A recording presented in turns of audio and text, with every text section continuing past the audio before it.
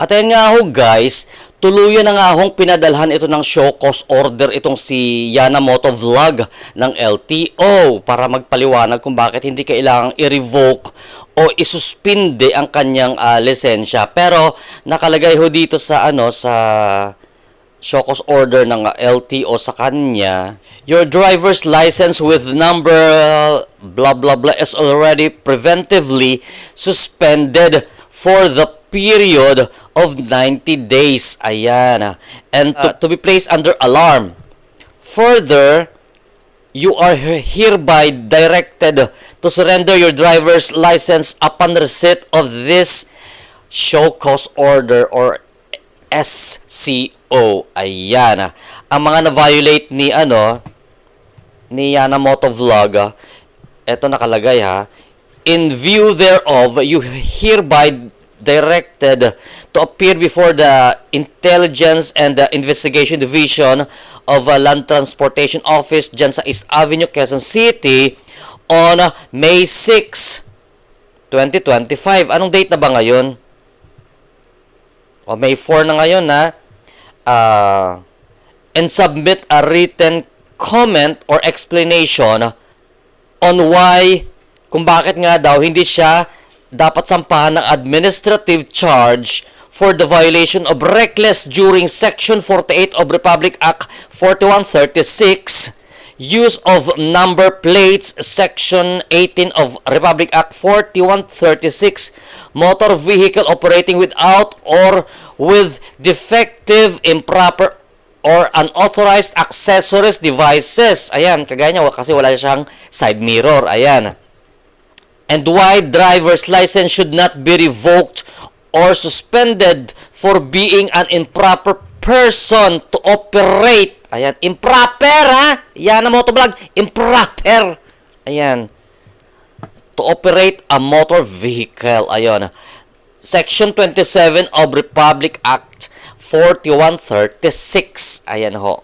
Ang nasasabi natin dito is yan ho ay nasa LTO pa lamang ito. Hindi pa ho yung kasali yung isasampang kaso sa kanya ng mga Paskwa dyan sa Zambales sa ginawa niyang until now hindi pa nati-take down, hindi pa niya dinidelete. So talagang kita muna bago delete, di ba?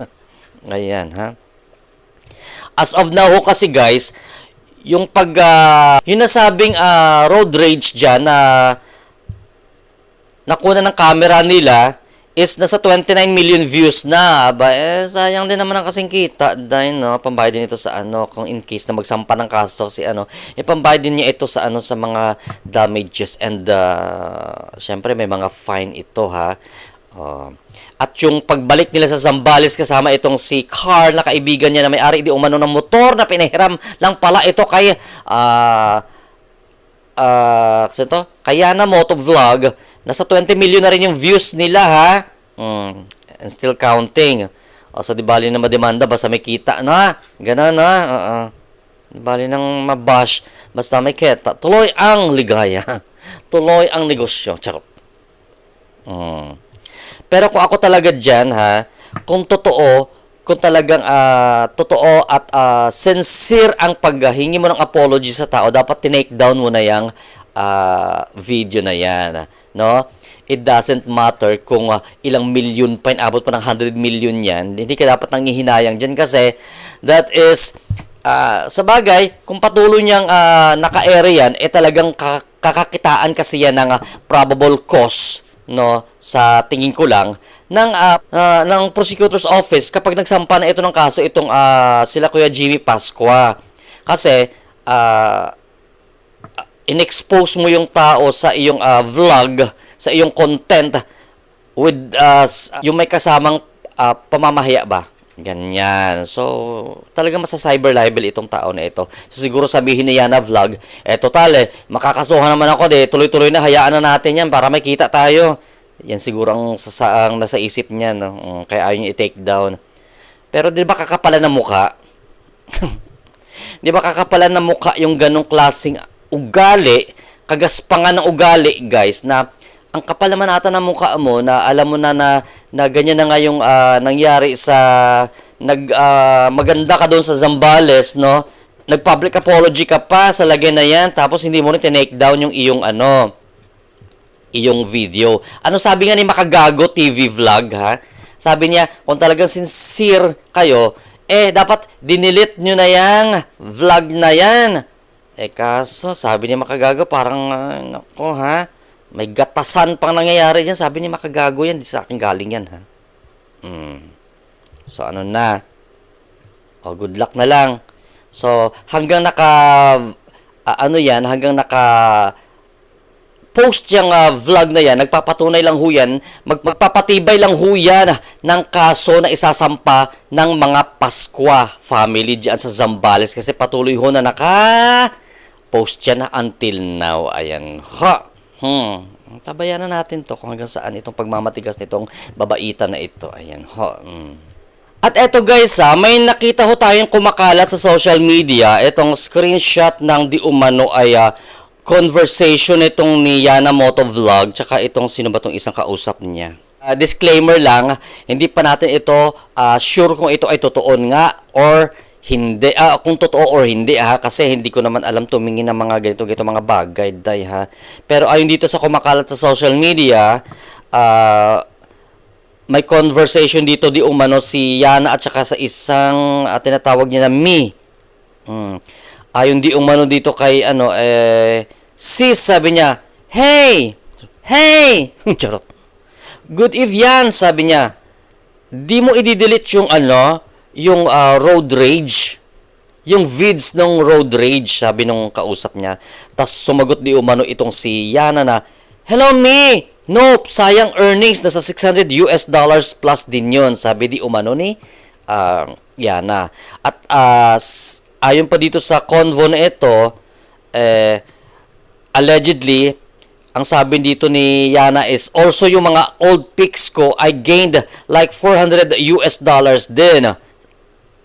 Sabi di umano ni Yana dito sa convo na kumakalat ngayon sa social media, guys, all my bashers are uto-uto, yan ang sabi ni di umano ni Yana Motovlog. Sabi naman ng kausap niya, OMG, ganun kalaki. Malaki na ba yung 30,000? Sa bagay, malaki naman yun. Pero kung kala ko naman kasi prominenteng tao itong si Yana, no? Kasi kung makaasta, kala mo yung pinanganak na may ginto sa bunganga niya, day. Akala ko naman, so malaki na pala sa kanya itong 30,000, $600. O kaya pala hindi niya tinitake down. So parang kung i-connect mo, may point, pero yun nga lang, hindi natin verified ito Kaya disclaimer, yung sinabi ko na convo na yon is unverified at hindi ito sure kung ito ay totoo or hindi. Kaya ginagamitan natin ng allegedly at di umano kasi hindi ho tayo sigurado. Ito lang ho ay nabasa natin because kumalat ito sa social media. Ayan ho, At itong tumatakbo ng kongresista dyan sa Batangas, di umano ay sinampahan ito ng anonymous ng may anonymous complaint na nagsampa sa kanya ng graft and corrupt practices at vote buying dyan sa Office of the Ombudsman. Ito nga si Jinky Luistro, no, sinampahan ito ng isang hindi nagpakilala. Ayun dito sa Republic Act number 3019, Anti-Graft and Corrupt Practices Act. Ayan, isa yan sa example kasi ayon dito sa sa nakasulat dito, parang ginamit ata itong pondo. Wait lang, hanapin natin. Inabuso daw di umano ni Representative Luistro ang paggamit ng public resources and government assistance programs kagaya ng AIX, TUPAD, at AKAP and National Scholarship. Ito ay di umano not to genuinely serve the people but to advance her personal political ambition for the 2025 election. Ayan Dahil nga sa mga allegedly na ito, na mga aligasyon ng hindi nagpakilalang complainant na nagsampa dyan sa Office of the Ombudsman, so under sa Republic Act number 3019, Anti-Graft and Corrupt Practices Act. Ayan, dahil siya nga isang government official. at ginamit di umano itong pondo, inabuso ang resources ng gobyerno, oo, na itong mga AICs, TUPAD, AKAP, and National Scholarships. Makikita nyo dyan sa screen ninyo, eto nga, di ba, may screenshot tayo dyan na namimigay siya ng pera na may pagganong-ganon pa siya. Naging obispo patuloy bigla si abogado ni kasi ito si Luistro, no. May pa naging obispo bigla ito si Jinky Luistro habang namimigay ng pera diyan. Baka isa yan sa nakita ng complainant, no. Good luck na lang, ha. Charot.